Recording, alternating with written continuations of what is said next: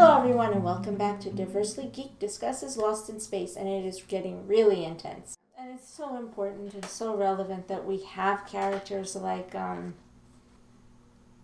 Angela, Dr. Smith, and Don Gray, because the rest of the families are from, and let me just be very frank about this, there is a level of elitism in this entire mission to Alpha Centauri socioculture.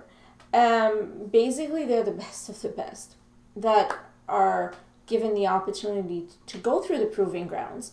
And of course, because, well, I guess they've proven that they have what it takes to be able to do that. So are we looking at a new society where we've weeded out these type of elements? And we look at how Victor deals with Dawn, and we're like, so you see the discrimination. Yeah, I would say it's you do definitely see that like hierarchy of technical power, but it is something that is addressed, I think, by Maureen or John. Hierarchy of power and social consciousness, like class class. Yeah. Is, I think, something that we see is the Robinsons and I believe some others say that this is an equal society. It's not meant to be anyone in power over anyone else. Victor did assume this role of authority, I'd say, not necessarily power, but authority based on his political position. And so we see that there's very specific amounts of different skills and we don't really see them being put down, like we don't really see that hierarchy in terms of oh, well, you're a musician, or we don't need you. Oh, you're archaeologist of literature, we don't really need you. Everyone still has that role, because like you said earlier, is everyone passed those tests?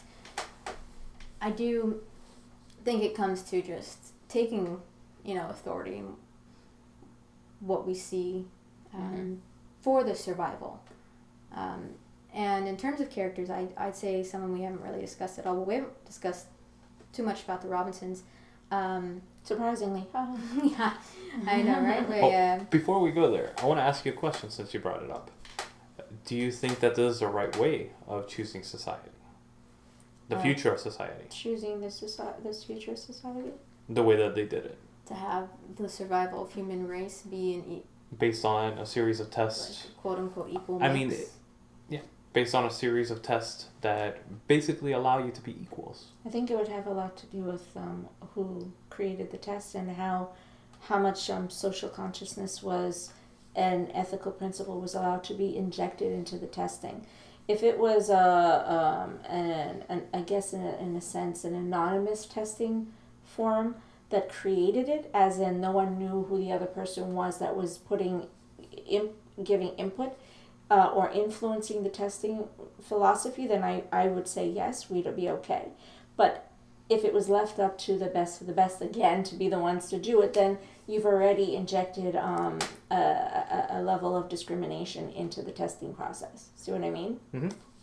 Yeah, I think that to an extent, because there would have to be a consideration that crosses a universal spectrum, and I think that that's something extremely difficult to do, if not near impossible. That's something that I actually just started thinking about with that question is, I don't know that we really see how much the entirety of Earth has been considered in Alpha Centauri. Are there other civilizations? Are there other options? Resolutes? I mean, as well, far they as had we said know, this is trip 24. Yeah, this is mission 24. This is mission 24, so there's already been 24 trips out to Alpha Centauri. They're already colonized. And Don said that he's going back and forth already. So this is not his first mission out there, and that's why he's doing certain things that he had done.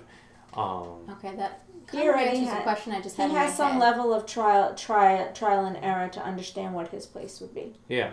Right. Now, would you think that's okay? Because I think, and now this is going to sound harsh, but I think that's the only way we could survive, is by doing a test like this.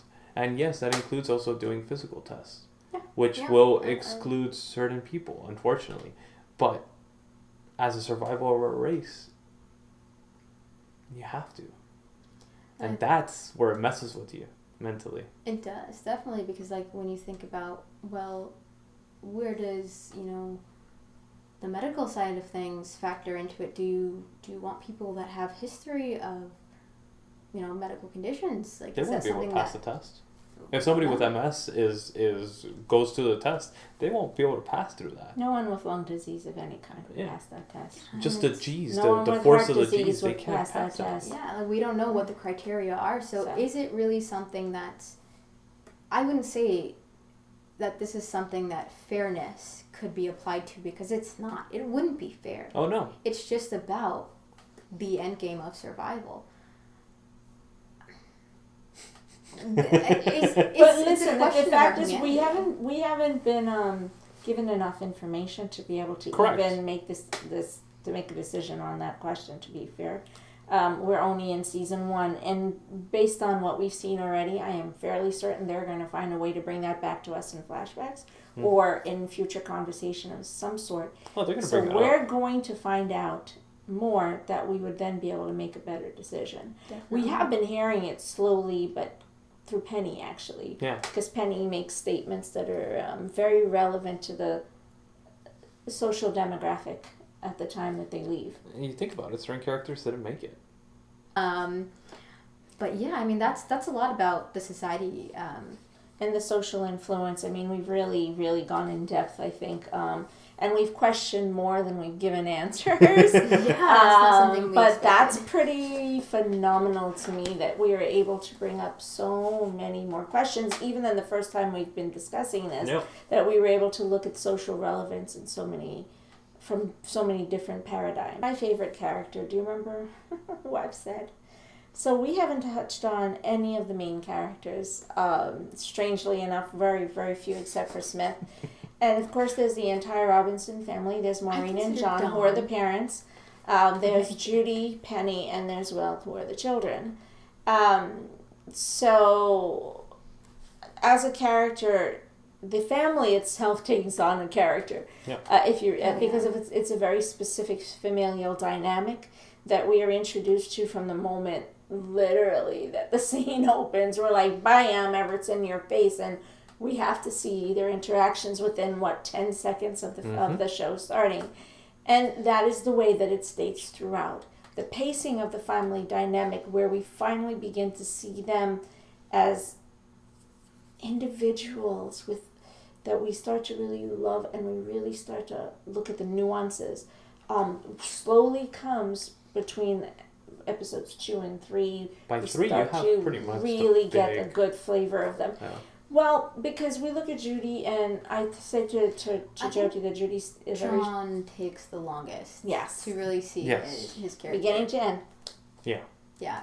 Yeah, this is his story. Which is why I told you this is definitely his story arc. I absolutely 100% love John. And I'm like, yes, every female character is like everything. They're everything. He is by far one of the best representations of a father in media, because they show his flaws. And I mean, like with every character, but with this Robinson family, I think we all agreed that it's one of the best representations of a family dynamic, a real family dynamic. Correct.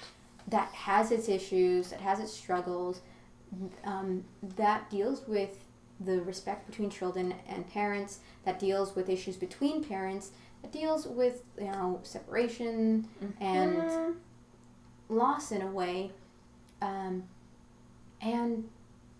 trust and fear. Yeah, it's really amazing. And I think we had said, like, from that beginning scene, when you watch it, you'll see just that beginning scene, you'll be just caught off guard a little bit, just because of how genuine. How genuine, and just like it like just sucks you in. You're like, whoa. There's a tension that you're treated to from the very first 10 seconds, and that tension is extremely relevant, important, but it's actually essential to the climate of the entire series. So to make a decision to treat us to that tension so quickly is that innovative? That's brilliant to me. Yeah. So for me, so I have a very hard time with this because, again, we have the Robinsons, and I absolutely could not possibly have loved this series without the actor who plays Will. It would have been impossible to have loved it as much as I do without this child. He's a prodigy. There's a scene where we are first introduced to the robot, and it's between him and Will, and where Will says, I'm going to make this sacrifice. Exactly. And that moment of sacrifice, my God, it literally becomes the ground from which the robot develops his character. His humanity. Develops humanity. Yeah. And we see that by changing in physical shape and physical color. And again, another brilliance. It's another reset. You're so right on that one. Yeah. And so Completely. there's no genuinity to when the robot has a relationship with Dr. Smith. There's the genuineness of it is in the relating to Will.